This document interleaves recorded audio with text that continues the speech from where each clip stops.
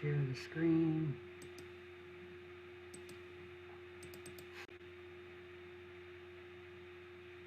And I've got it here. Host defenses 1. I just had it like I thought. The folder for it was in the wrong folder, and so I had to move it. But host defenses 1, be able to differentiate between non-specific and specific defenses, be able to give examples of non-specific defenses, be familiar with various kinds of blood cells and their roles in defending the body, understand the process of inflammation and what chemicals and cells play a role in inflammation, and be able to describe what interferons are and their role in host defenses, and be able to list the effects of the complement activation. Any questions about any of that?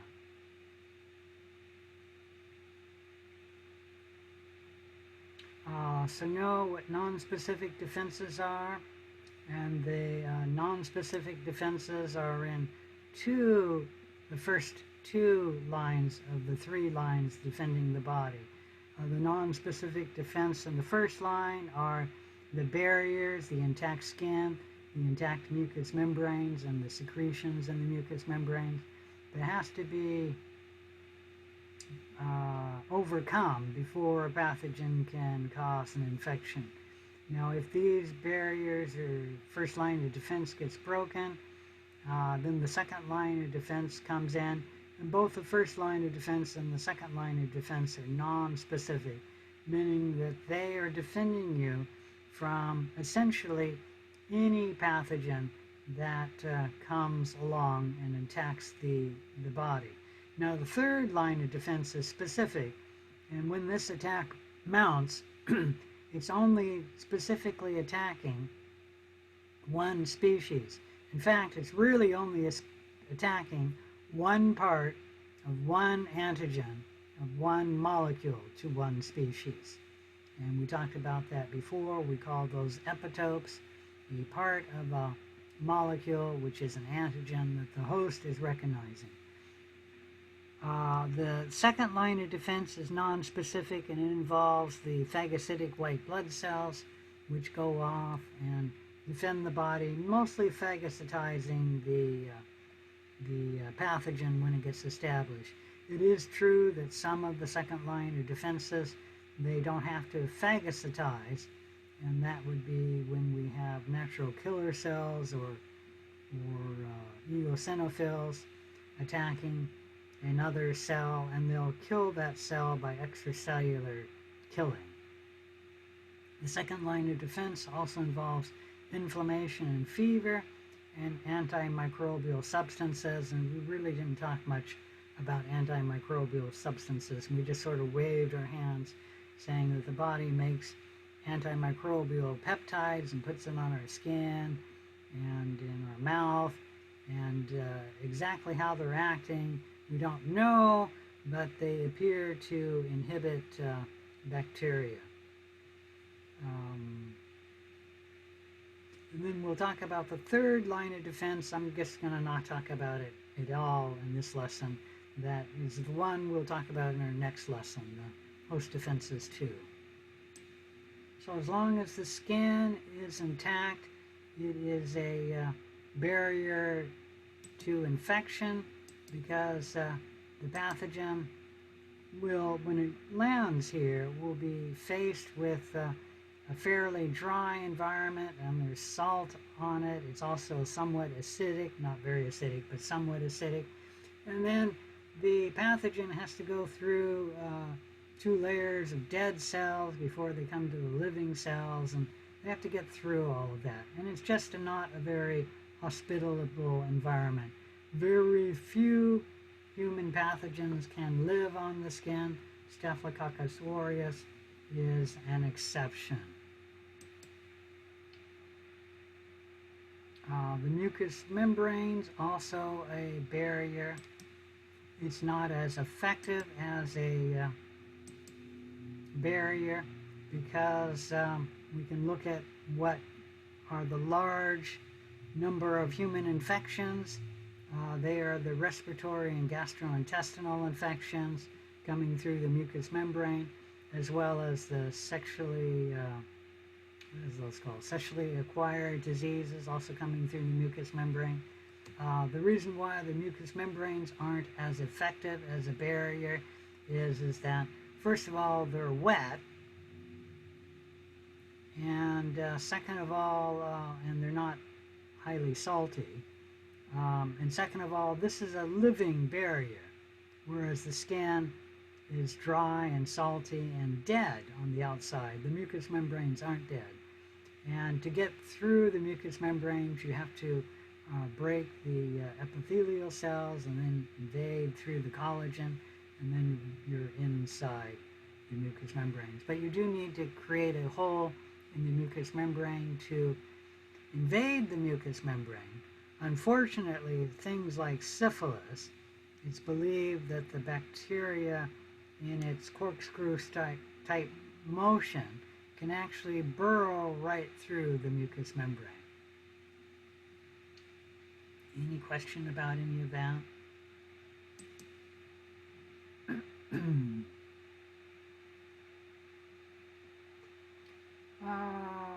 Let's see.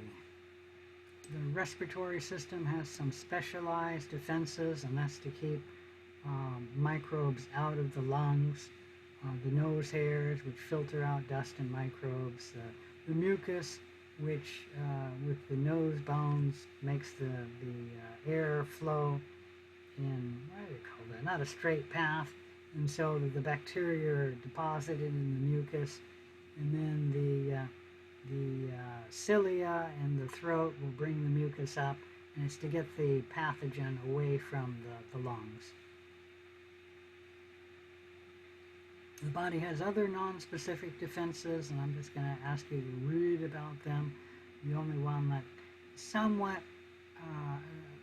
I don't know, a good defense would be that the flow of urine actually flushes bacteria out of your urethra, and that is good at preventing bacterial infections. And how you can say that it's good is that generally it's women who get a bladder infection, and that's because the urethra is not as long as a man or a boy. In these mucus and actually it's just in the mucus, but in the skin there are some antimicrobial defenses, and these are chemical defenses. The tears, the saliva, and the nasal mucosa have the enzyme lysozyme, which can also be found on the skin. The tears flush out bacteria from the eyes. In some of these, like the saliva and the nasal mucosa, you can also have antibodies. What the heck is that? Antibody A are secreted in the mucus, and that protects our gastrointestinal tract in the nasal mucus as well as along the gastrointestinal tract.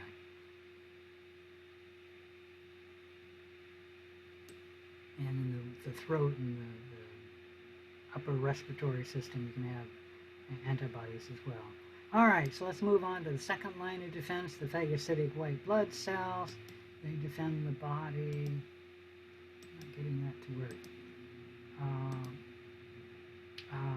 In numerous ways, mostly in phagocytizing, although they can act, especially the eosinophil, as an extracellular killer, where the cell can come up to eosinophils particularly use this against when they're attacking worms, and that is they can secrete toxic substances on the cell and kill them. And some of the white blood cells can do that as well. They start from the bone marrow cell as a stem cell, and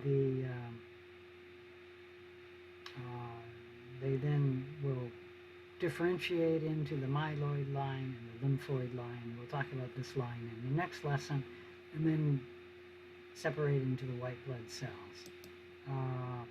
White blood cells defend the body.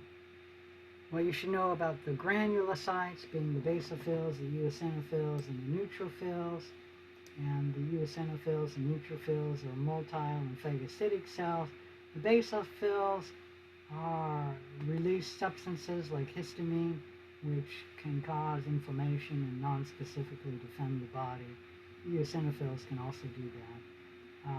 The neutrophils and eosinophils are motile. They can move out of the blood and into the tissue, as well as the monocytes and macrophages, which are agranulocytes, and the lymphocytes are the final agranulocyte. The monocytes are the cells that are found in the blood, and when they migrate into the tissues, we then call them macrophages, and they are a little bit more mature cell than the monocyte and a little bit more phagocytic, as well as a little larger. And they are motile and phagocytic cells. The neutrophils are the first cell that are found at the site of an infection, but then the monocytes and macrophages move to that site, and then they dominate in the end of that infection. Any question about any of that?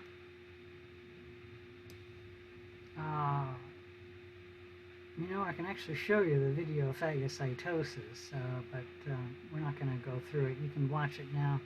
I downloaded it. I meant to show you that the next time I came, but I didn't have it. Phagocytosis enters phagocytosis by 5 steps. First, there's chemotaxis of the white blood cell or phagocyte moving to where the pathogen is, and then the white blood cell has to adhere to the pathogen and then ingest it, and then ingest it by forming pseudopods, which come out and then will eventually surround the pathogen and then bring it inside the cell in a liposome, which we're going to call the phagosome, and then that will fuse with a lysosome, and the lysosome has the enzyme lysozyme and then about 30 other enzymes which can digest the pathogen. The lysosome also has noxious and toxic substances which can kill the pathogen. And when the pathogen is dissolved or degraded or killed, we then call it a residual body, and then that will move to the cell membrane and then fuse with the cell membrane and then open up, and then the contents of the residual body will be expelled from the cell. And that's the last phase of phagocytosis, called elimination. Any question about that?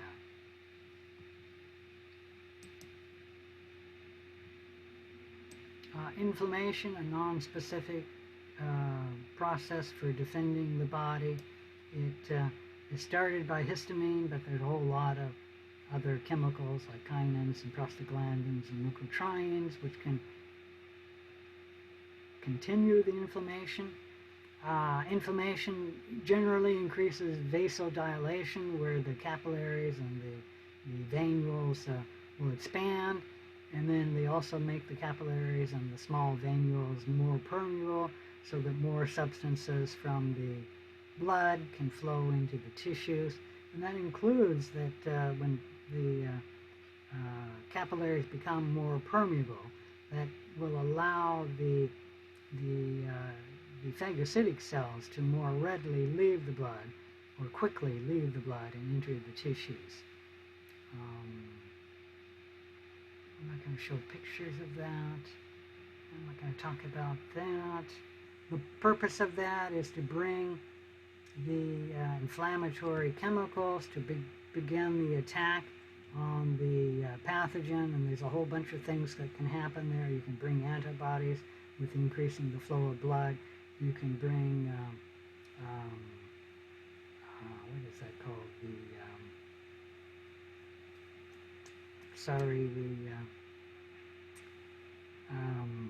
Clotting proteins to the region, and then form a clot in that region, and that will wall off the pathogen so it can't spread to other parts of the body.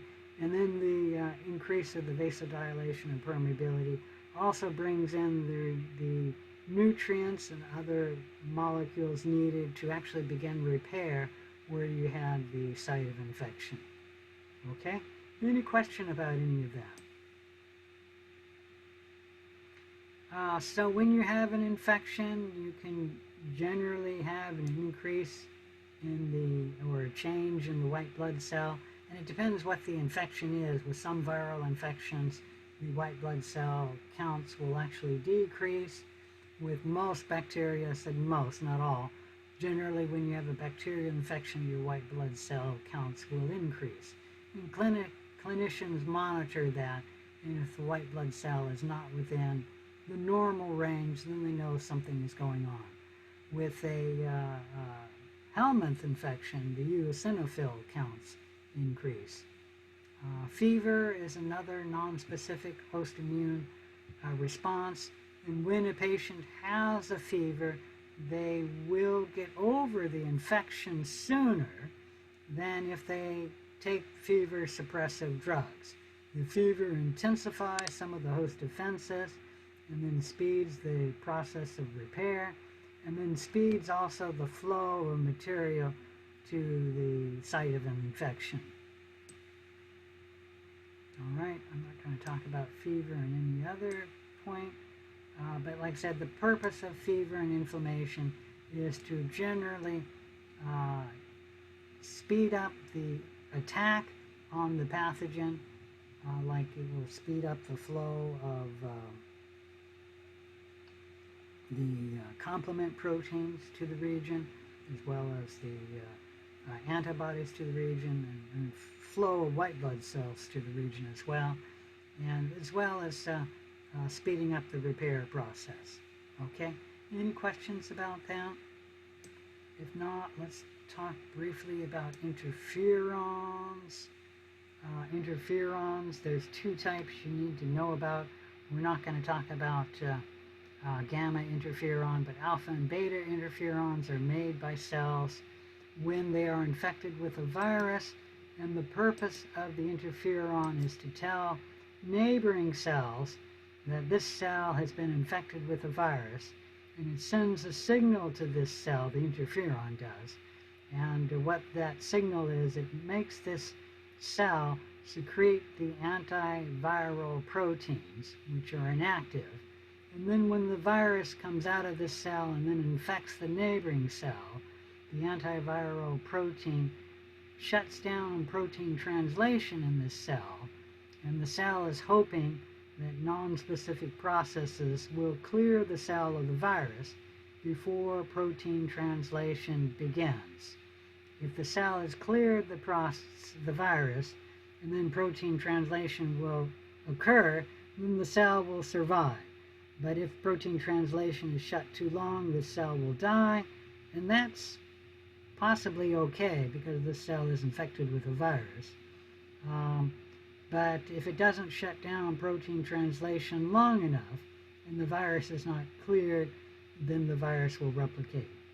And the fate of this cell is it's likely to be destroyed from the virus, meaning the virus will replicate in that cell. But this cell has sent a message that it's infected, and that's what interferon does. It warns neighboring cells that they're likely to become infected with a virus. Okay, any questions about interferon? All right, in the complement cascade, it's complex. There's two processes, the classical pathway and the alternate pathway. They get activated in different ways, but the end process is the same. The complement proteins get activated, and that leads to a membrane attack complex on the pathogen, and then that cell will die from holes being put in its membranes. Any question about that?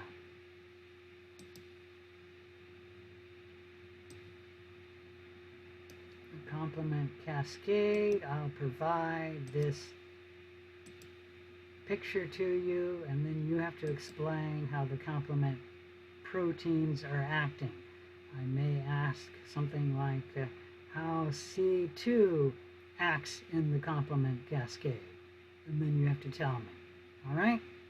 Any questions about that? If not, no questions. That's it for host defenses 1. Let's move on to host defenses 2. I'm no longer there anymore.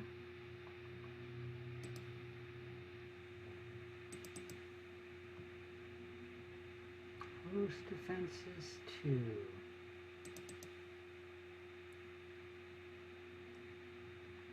This is the specific defenses.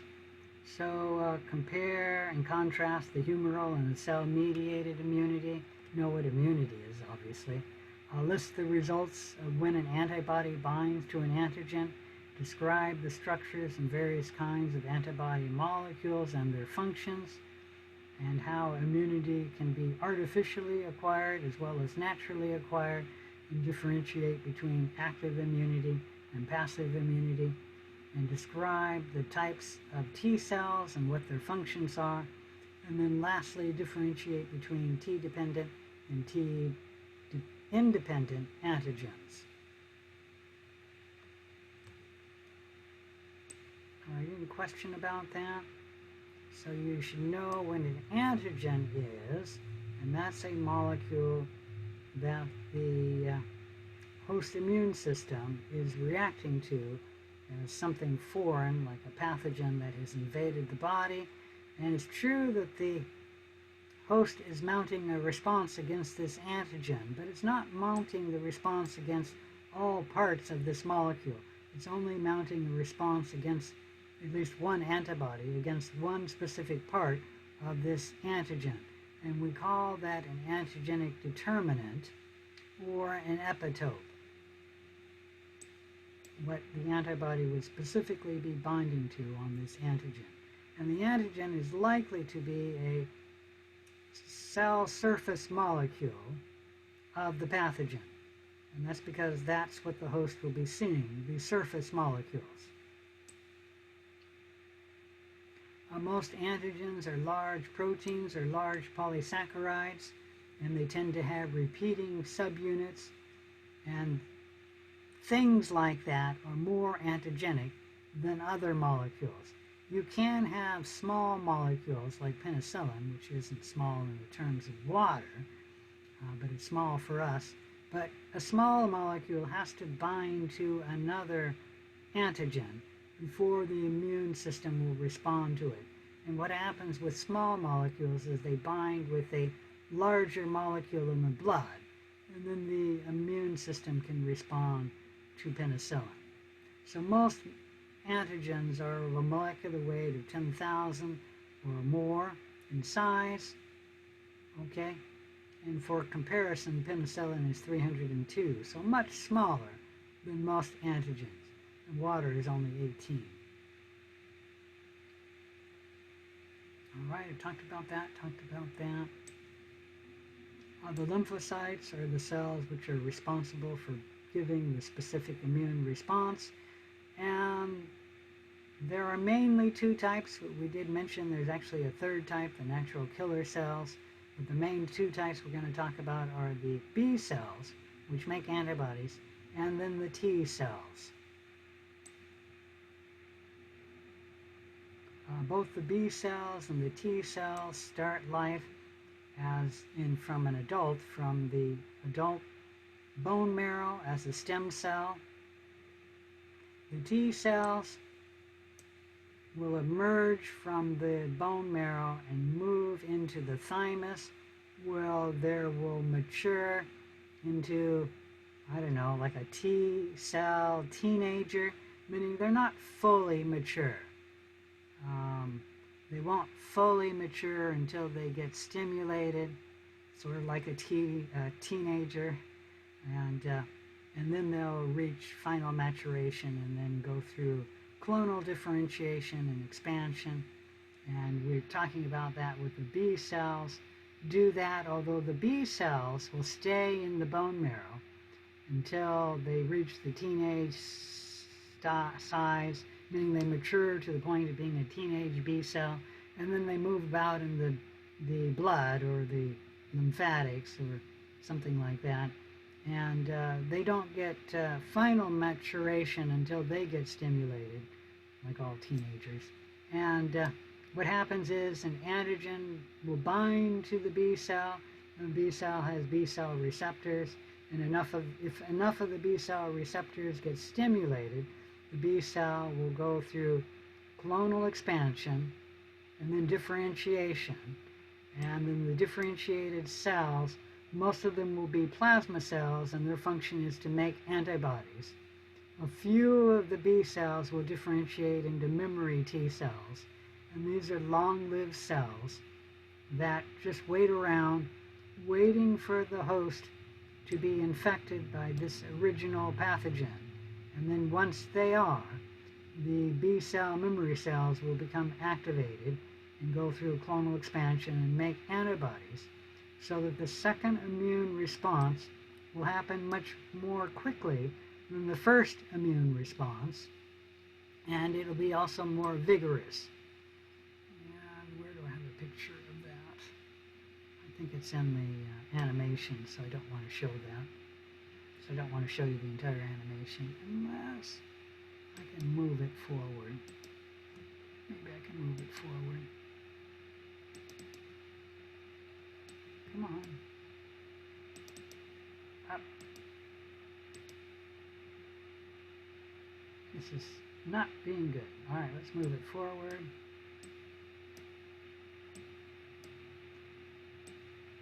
I'm not able to move it. Your blood contains a wide variety of B cells, each of which bears a unique type of antibody. So, the point is that the first immune response takes time before the antibodies are made, and then the immune response, although nice, it's not really severe or elevated. And then the second time the pathogen is invading the host, the immune response will be very vigorous. It'll be quicker and it'll be very vigorous because of the B cell memory cells. Any questions about that? We can respond to many antigens, not all, but many, because we have 10 to the 9th different B cells, and each of them is binding to a separate epitope. And so we can make or respond to 1 times 10 to the 9th things. And I didn't mention it, but these B cells are responding to different epitopes, and they're just sort of made at random. So by random, the different B cells are binding to different things. Any question about that? And how that happens, you don't need to know about, but your genome for a B cell actually recombines. And so some of the DNA is lost, and so you're making different, the antibodies are different. They're just different because the DNA is different. And that's all I'm going to talk about then. So the B cells are made at random, and they bind to different things at random. But they can bind to 1 times 10 to the 9th different things, which is why we can respond with our immune system to almost everything. Because 1 times 10 to the 9th is a lot of cells. The B cells make the humeral arm of the immune system. It's called the humeral arm because B cells, as well as the antibodies that's secreted by the B cells, float around in the fluid of the body. And the fluids are generally the blood, the lymphatic fluid, as well as the plasma, which can leak into the tissues. And some of the antibodies can move into the tissues. Some of the antibodies are also secreted in the mucous membranes, the mucus of the mucous membranes. And that is IgA. You should know the different results of antibody binding. I want to briefly go through this to keep this a half an hour. So you should know the shape of the antibody, and you should know the different types of antibodies, like IgG, and what it can do, essentially everything for binding to things. IgM is very good at agglutination, which is something up here, right there, because it can bind to different things. IgA is secreted as a monomer, and in the blood you'll see it as a monomer, but the cells, like the mammary glands or the secretory cells of the mucous membrane, will take this out of the blood and then make the dimer and then secrete this in the fluid. and that would be largely the mucous membranes of the throat and the gastrointestinal system. But for mothers, they can take this and put it into milk, and IgA can be given to the nursing child. IgE is important in allergies and immune responses. IgD is the first B cell receptor. So it's the first antibody made by a B cell. All right, any questions about any of that? And you should know that a B cell will first make IgD, and then that'll switch. Most of the B cells will switch to IgM, and then that'll switch to IgG. And this part, which is binding to the antigen, doesn't change, but the constant region, this part of the antibody switches. And I'm not talking about it, but IgD in one B cell doesn't have to follow that path. That's what most of them follow. The ones making IgA will switch from IgD to IgA or IgE, and I don't know the exact history of that, so I'm not certain that they move from IgD to IgA. They might move from IgD to IgM and then IgA, but we're not going to talk about those. They have different functions. Like I said, IgA is in the secretory, the mother's milk and the mucus. IgE playing a role in the allergies. All right, so you should know that immunity can be naturally acquired, and that means the antigen is received in the natural way, the host is infected, or they can be artificially acquired. A clinician can give the antigens to the patient. Naturally acquired immunity can be active, where you yourself respond, so you make the antibodies, or in humans it can be passive in two cases, where the mother makes the antibodies for her fetus or infant. And that would be naturally acquired but passively acquired antibodies. Any question about that? Artificially acquired active immunity is when the clinician gives the patient the vaccine, and then the patient responds to the vaccines, making antibodies to the antigens in the vaccine. Okay? Partially acquired, artificially acquired immunity is when the clinician doesn't give antigens to the patient. The clinician is giving antibodies or anti-sera to the patient. And so somebody else is making these antibodies. Why it is artificially acquired passive immunity. Any question about that? You should know that there are different types of T cells. A cytotoxic T cell is where the T cell becomes activated and then goes out and attacks a foreign cell or foreign entity or a cancer cell. We'll just word it as a cancer cell. And the cell can actually kill that cell in one of two ways. By if it's a cancer cell or an infected host cell, like an infected host cell with viruses, it can induce the cell to enter apoptosis, and that's programmed cell death, or the T cell can put a pore in the membrane, which will allow the cytoplasm to leak out of the membrane, the cell, killing the cell. Any questions about cytotoxic T cells? There are also T helper cells, and their function is to help other cells become active in the immune response. They can activate T cells or they can activate B cells. We're not going to break it down, but generally T cells do not respond directly to the antigens. They have to have the antigen brought to the T cell by an antigen presentation cell. And an antigen presentation cell is something like a macrophage or other phagocytic cell. And then it takes the antigens from the cell it phagocytized and brings it to the T helper cell. And that activates the T helper cell.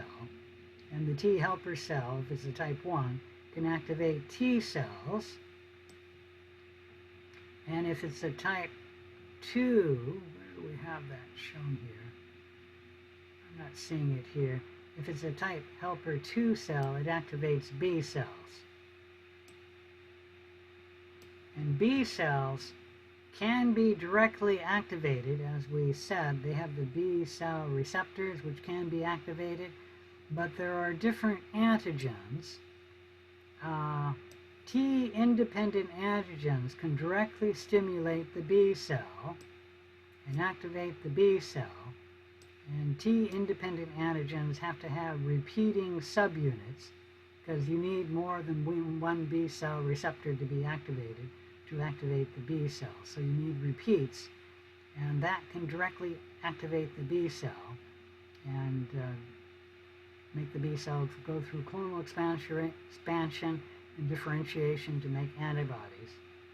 The other types of antigens are T-dependent antigens, and these antigens only activate the immune response when a T cell gets activated from an antigen presentation cell, bringing the antigen to the helper T cell.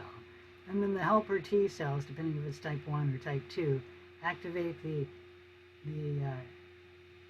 killer T cells or the B cells. Okay? And as you know, AIDS patients can mount an immune response against T-independent antigens, but they cannot mount an immune response against T-dependent antigens. So that tells you that AIDS patients largely have a non-functional immune system. You know that. And so that tells you that most antigens are T-dependent antigens. And we need the helper T cells to activate our T cells and our B cells, meaning we need the T helper cells. Any question about any of that? All right. That's it for host defenses 2. Let's move on to host defenses 3.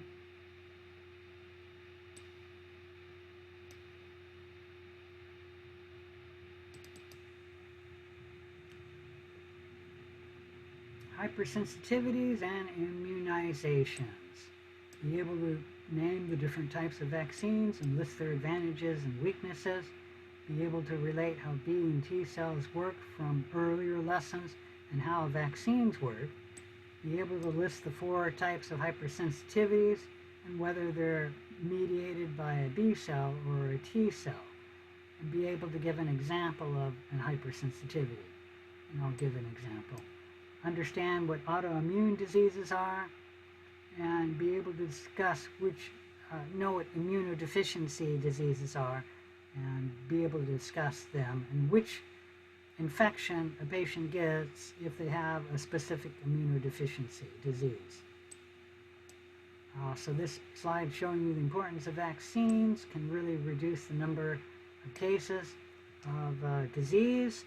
There are 3 types of vaccines: attenuated live vaccines, inactivated or killed vaccines, and toxoid vaccines. Attenuated live vaccines are a live entity which the virulence has been removed from the entity, and then the live non-virulent entity is used as a vaccine. Okay? And so you give the patient this, and then they'll mount an immune response against this, and when they mount an immune response against this, they also mount an immune response against the pathogen. The trouble with live vaccines, although they have very many good properties, they have one bad property in that this is a living organism. It can mutate back to the pathogen. And this has been studied the best and happens the most in the oral polio vaccine, where in one case per 2 million people vaccinated, the polio vaccine can mutate back to virulence. And why polio is more commonly, meaning more frequently this happens with polio, is polio has 6 mutations, and if any one of those 6 mutations back mutates, polio vaccine can become the disease-causing organism. Any question about that? All right, so that's the disadvantage of a live attenuated vaccine. The advantage is you get a very strong B cell response and a very strong T cell response. It requires 1 or very few doses, and the immunity is lifelong. Another advantage of this is that this vaccine can grow in that individual and spread to non-vaccinated people, so that non-vaccinated people can become vaccinated. So that's an advantage for society and for the person who's not vaccinated. Some examples: the oral polio vaccine, the Sabin vaccine, cowpox vaccine, the yellow fever vaccine. All right, that's in difference from the inactivated or killed vaccine, where the virus or pathogen is killed, or there's only molecules or fragments of the pathogen to make the vaccine. So this is not a living entity, and a disadvantage of that is you need several booster shots to get immunity. The immunity is long, but not lifelong. So the immunity may last 20 years, but after that it'll wear off. Okay? Only a B cell will respond to the inactivated killed vaccines. There's no T cell response. So the immunity is strong, but not as strong as a live vaccine. It doesn't last as long. Some examples: the inactivated polio shot, also called the Salk shot, the flu shots, and the rabies shots. Those are inactivated killed vaccines.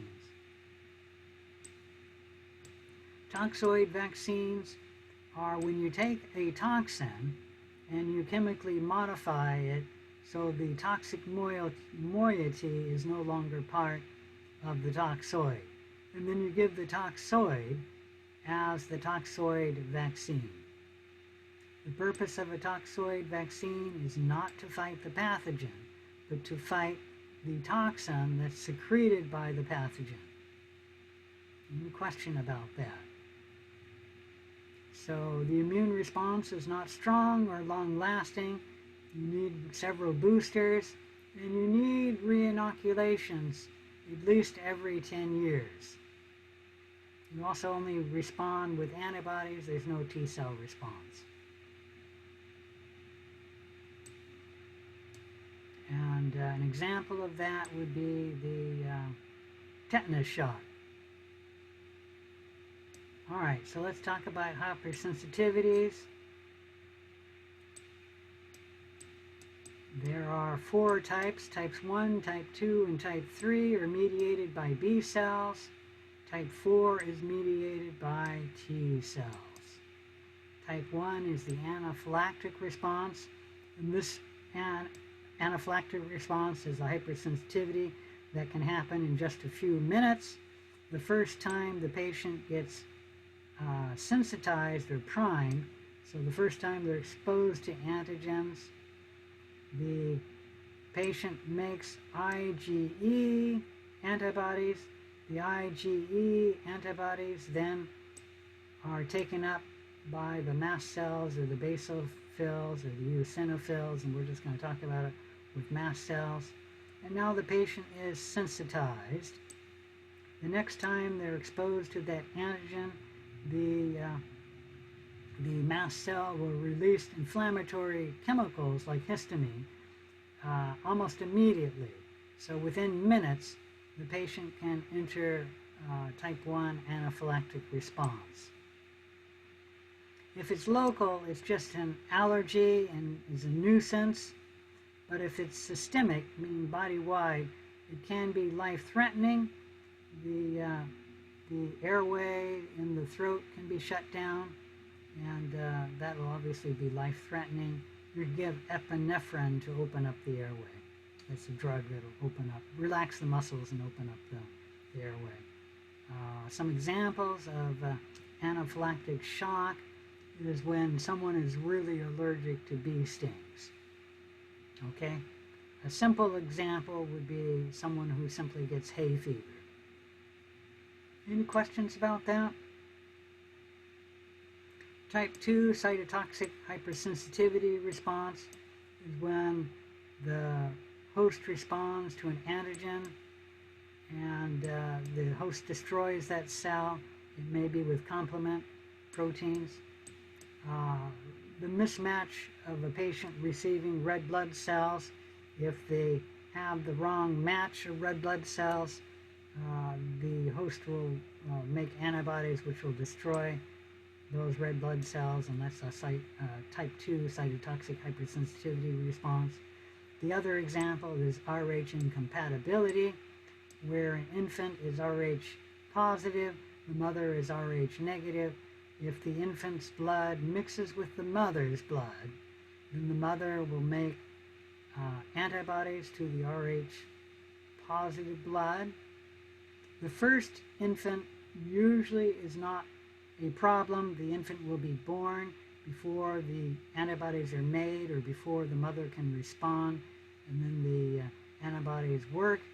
But the second Rh positive infant and any later Rh positive infant will be at risk because the mother has anti-Rh antibodies, and these antibodies, at least IgG, can move across the placenta, and then they can attack the infant's red blood cells and kill them.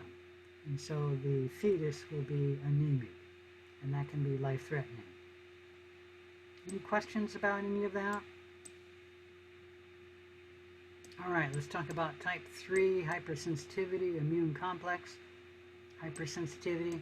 This is when a small antibody binds to a small antigen.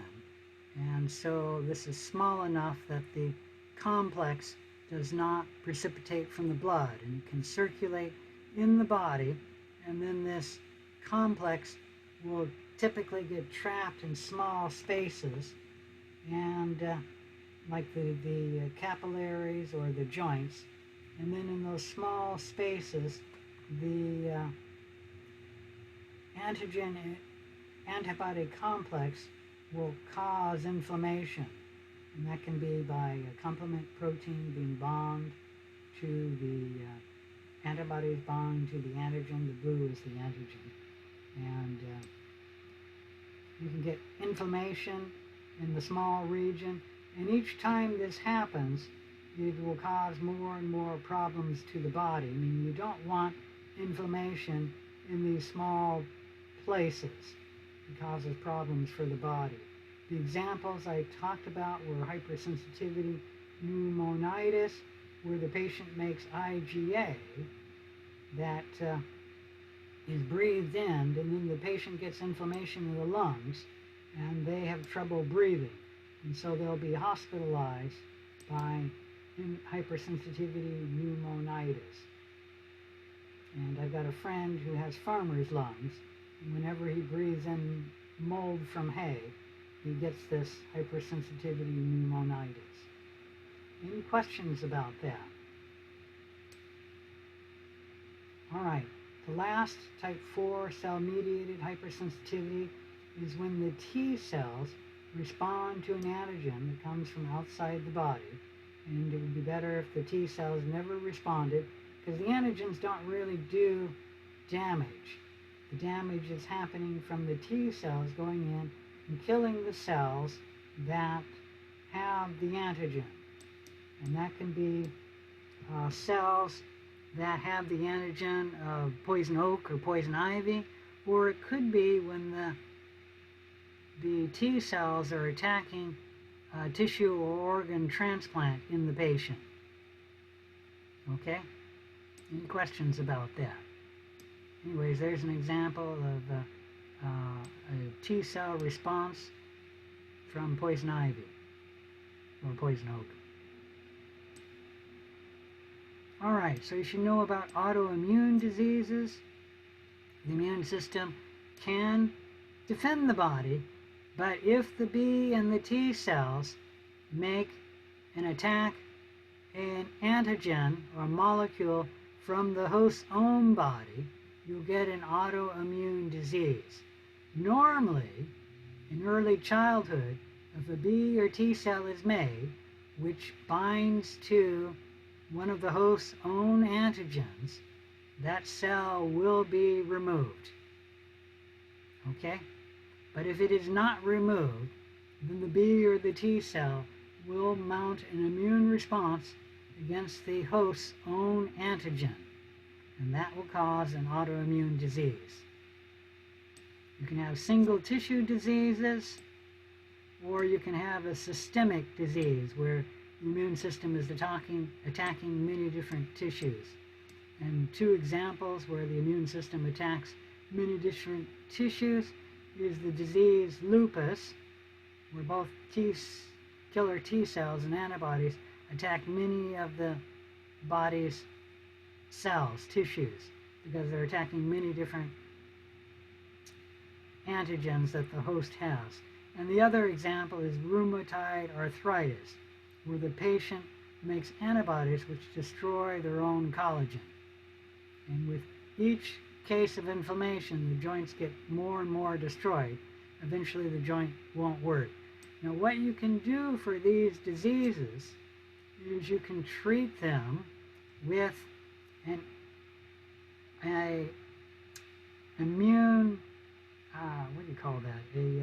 immunosuppressive drug. And that's one way you can treat these autoimmune diseases.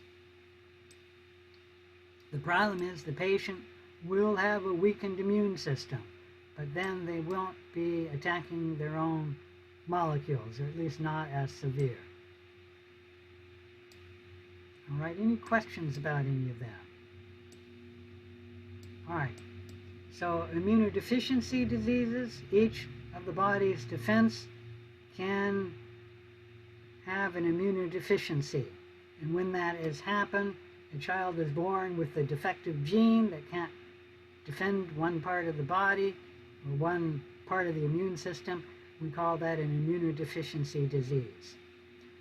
An example is certain children who are deficient in the IgA gene, and so they never make IgA antibodies, and they have multiple respiratory and gastrointestinal infections. There's also patients who are born who can't make IgG or IgM, and they have recurrent bacterial infections. The worst case like that, well, I don't know if it's the worst, one of the worst is severe B cell immunity, where the children cannot make any B cells or any antibodies from a B cell, and they have recurrent bacterial infections. Only recently, since the development of antibiotics, have these children lived into adulthood. Okay, they're usually okay with viral and eukaryotic infections because they do have T cells. They just don't have the B cells.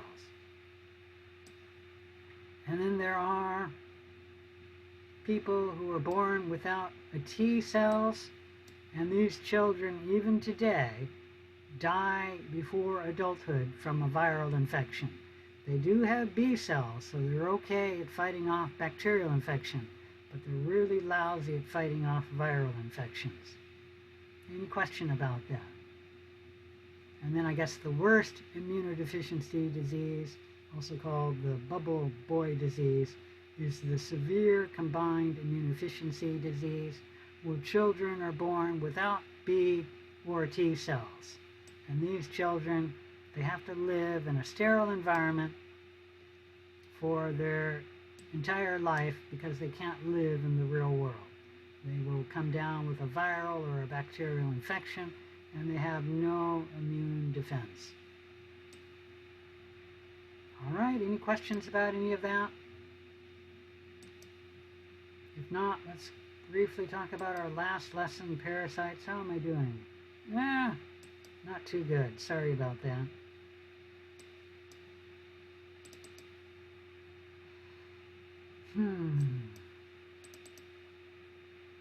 I was hoping to be only a half an hour. We'll try and work on a little more than an hour.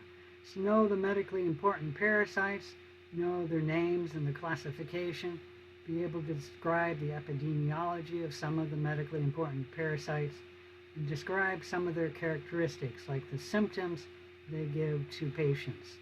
For the amoeboid protozoans, Entamoeba histolytica is the only one you need to know about, and it causes amoebic dysentery. Patients can have 3 results. They can be asymptomatic, they can have invasive amoebic dysentery, and they can have extraintestinal amoebiasis. Any question about any of that? Flagellates, we should know that there's a couple of flagellates we're going to talk about. Giardia Lamblia, a trophozoite that moves with flagella. It causes diarrhea, inflamed bowels, bloating, nausea, fever, and stools that smell of rotten eggs. The trophozoite is the motile form. The cyst is the form that is infective for the patient, because the cyst can survive the digestive juices of the stomach. Trypanosoma cruzi is another flagellate. It causes Chagas disease, and the vector which brings the Chagas disease to patients is the true bug Triatoma, also called the kissing bug, from its habit of getting a blood meal from biting the lips, usually when the patient's asleep.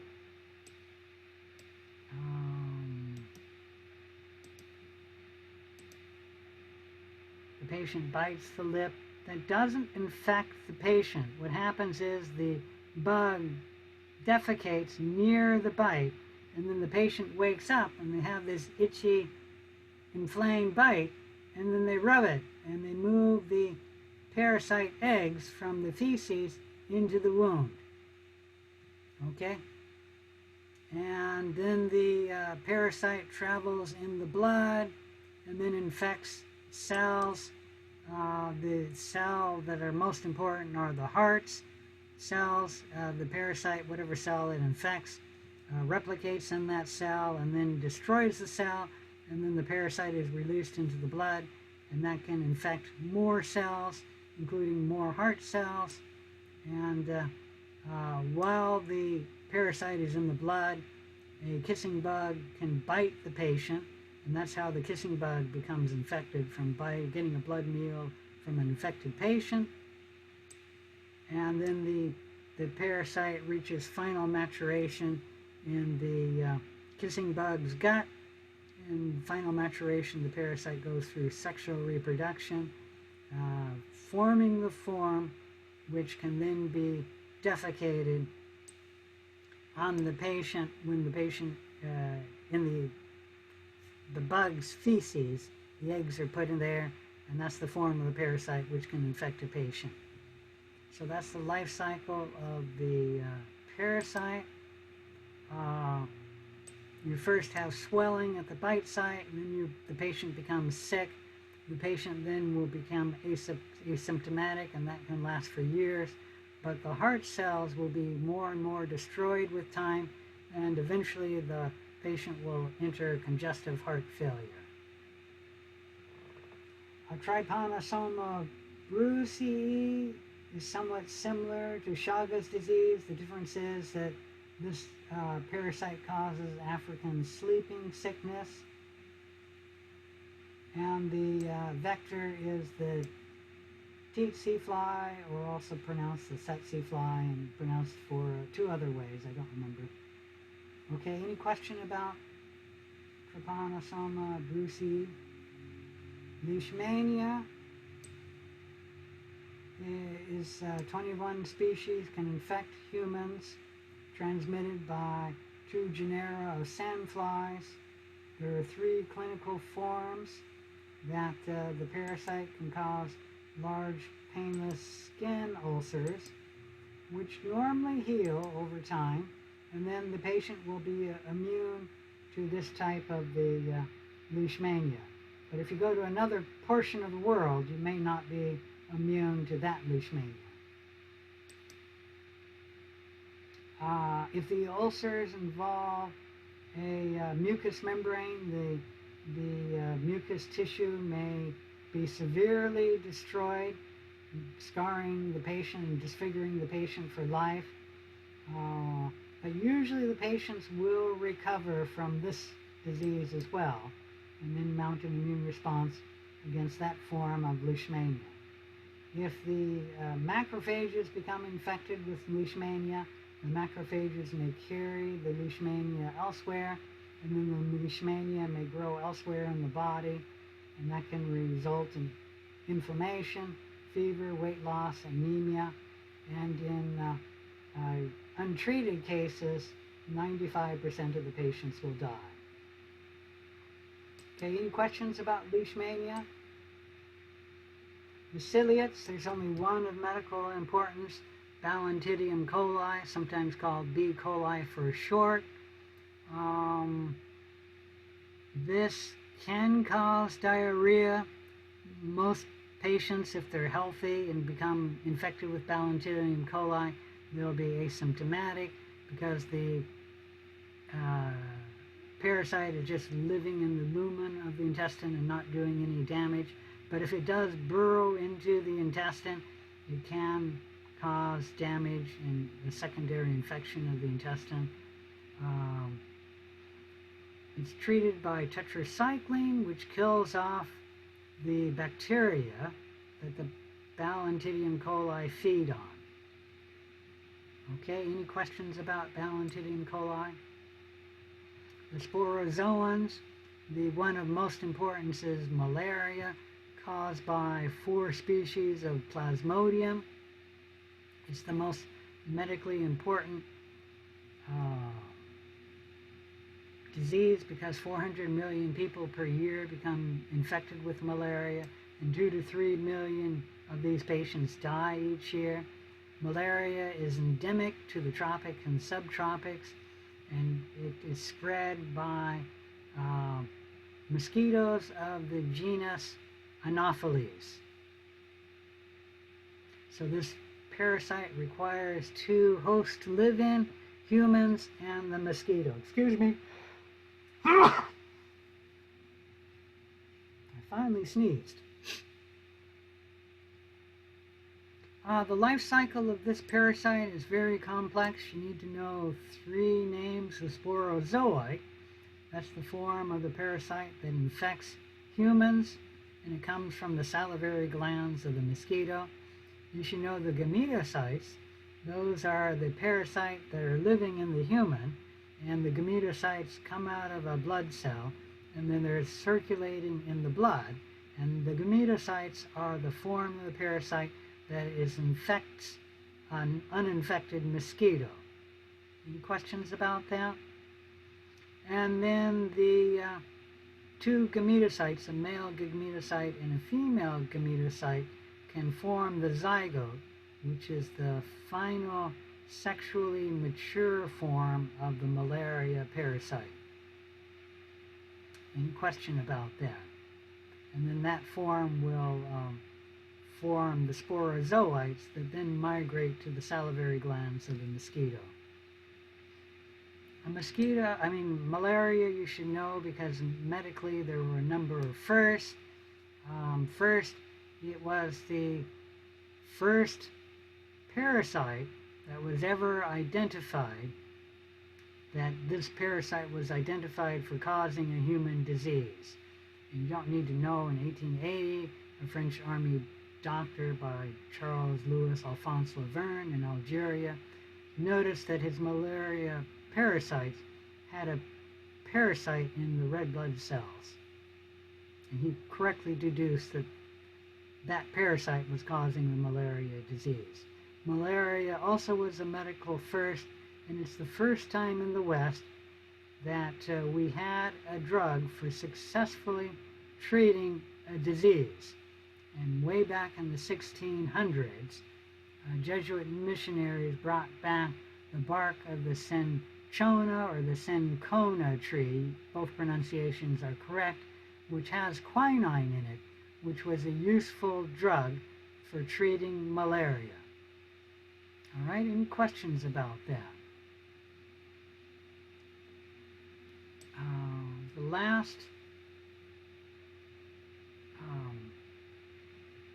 the last sporozoan parasite I want to talk about is Toxoplasma Gondii.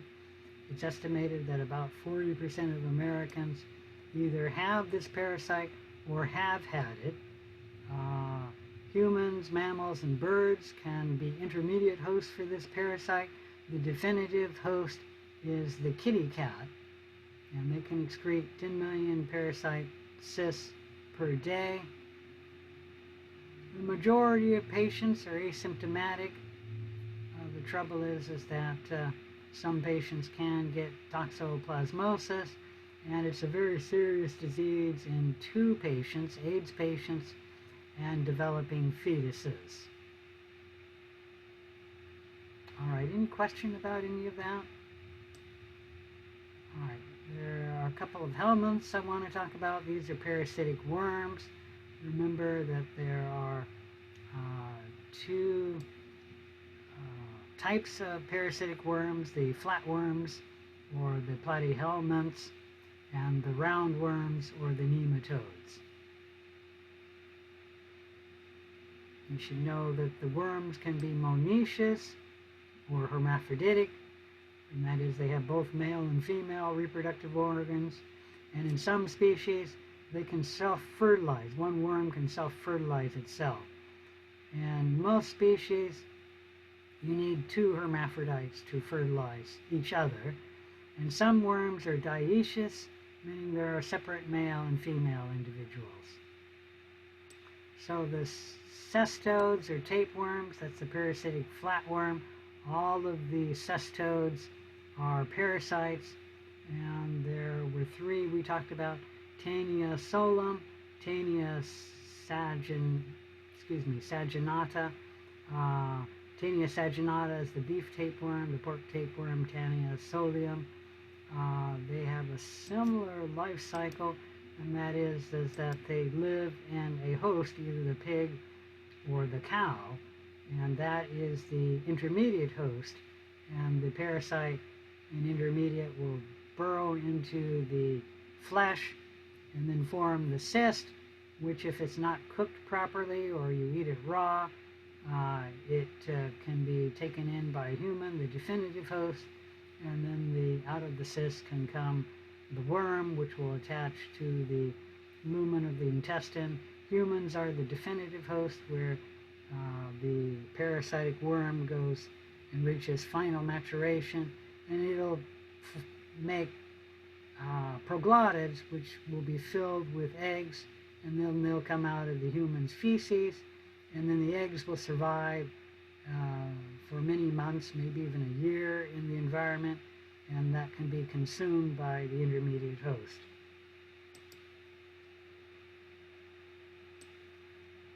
Let's look at a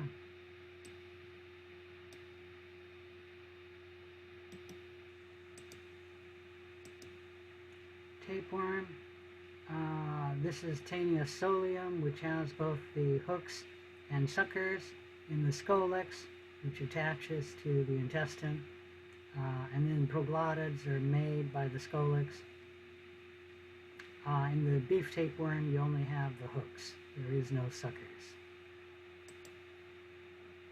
And then Echinococcus granulosus is a different tapeworm of the dog and the coyote. And what's different about it is it only has 2 tapeworms, so it's much smaller, only 2 to 8 millimeters, compared to the beef tapeworm, which can be 6 millimeters. All right, any question about any of that? Humans can be an intermediate host for Echinococcus granulosus. The trematodes, or the flukes, are a parasite that looks sort of like a leaf, the shape of a leaf. We're only talking about 2, Clonorchus senecio, which causes liver disease. It's found in Southeast Asia. You get from eating undercooked fish or inappropriately handled fish. The other tapeworm is Schistosoma, which there are 3 species, which causes flukes to live in the blood. and this can be a major worldwide health problem. Schistosomiasis. 200 million people each year become infected with schistosomiasis, and 20,000 die each year. Unfortunately, this parasite can actually burrow into the skin of humans, and that's how people get infected. The parasite burrows into the skin and then gets into the blood, and the parasite can lay eggs which then circulate in the blood, and it can cause problems for the patient, including lethargy, fever, a swollen stomach, pain, and if there's too much blockage, it can cause death. The last parasite I want to talk about is the parasitic nematode, Intrabiome vermicularis. This is the parasite which causes pinworms everywhere in the world. It's the most common parasitic worm in the United States. It spends its entire life in the large intestine of a human host, and what gives the symptom is that the female migrates to the perianal region to deposit her eggs, and that gives the individual usually perianal itching from both the female migrating there as well as laying the eggs there, and the parasite can get on hands of people, which can then be spread like during a handshake, or spread to a doorknob and then spread to the doorknob to the person's hands, and if it's consumed, you'll become infected with a pinworm. It's particularly spread among mental institution patients or among young children. All right, any question about the parasites? Any questions about the review? If not, I will wish you good luck, and I hope the review has helped you. When will you send out my test results? You're talking about the final? No, for the unknown project. The unknown project. I'll work on that tonight. Thank you. Okay? All right. If there's no other questions, I'm going to end.